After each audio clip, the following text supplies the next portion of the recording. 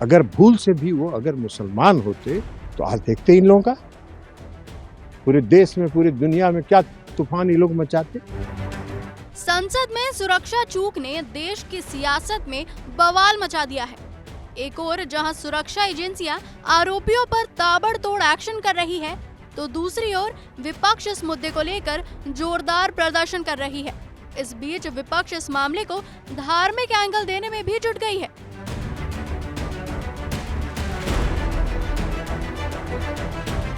बिहार की सत्ताधारी जदयू के अध्यक्ष और सांसद ललन सिंह ने आरोपियों की पहचान को लेकर बीजेपी को आड़े हाथों लिया और कहा कि संसद में सेंधमारी के आरोपी अगर मुसलमान होते तो बीजेपी देश दुनिया में तूफान मचा देती।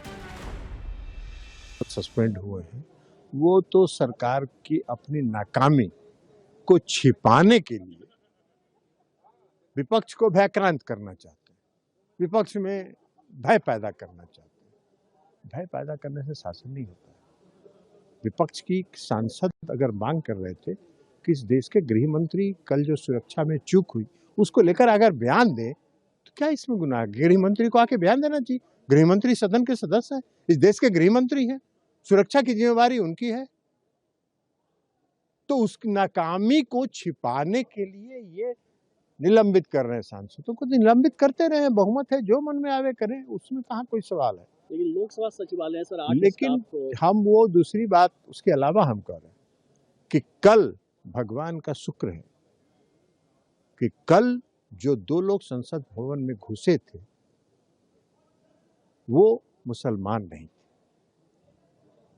अगर भूल से भी वो अगर मुसलमान होते तो आज देखते इन लोगों का पूरे देश में पूरी दुनिया में क्या तूफान ये लोग मचाते। उसी के नाम पर ये लोग पूरा देश में धार्मिक उन्माद फैलाते। और अगर किसी कांग्रेस की पार्टी के सांसद ने अगर अनुशंसा किया होता तब देखते क्या होता इन लोगों का रवैया। तो ये इन लोगों का काम करने का तरीका है। तो ये सस्पेंड करते रहे, किसको भयक्रांत करेंगे? विपक्ष की आवाज को भय के बल पर दबाया नहीं जा सकता। बीजेपी पर ललन सिंह का हमला यही नहीं रुका। शाह से जवाब की मांग और विपक्षी सांसदों के सस्पेंशन पर भी ललन सिंह ने सत्ता पक्ष को घेरा और कहा सरकार मामले पर जवाब देने से भाग रही है। बहुमत में सरकार है तो जो मन में आ रहा है वो कर रहे हैं। भगवान का शुक्र है कि कल जो 2 लोग संसद भवन में घुसे थे वो मुसलमान नहीं थे। अगर भूल से भी वो अगर मुसलमान होते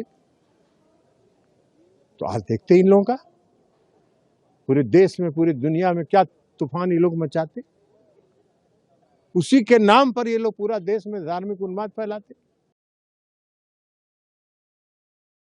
विपक्ष की सांसद अगर मांग कर रहे थे कि इस देश के गृह मंत्री कल जो सुरक्षा में चूक हुई उसको लेकर अगर बयान दे तो क्या इसमें गुनाह? गृह मंत्री को आके बयान देना चाहिए। गृह मंत्री सदन के सदस्य है, इस देश के गृह मंत्री है, सुरक्षा की जिम्मेवारी उनकी है।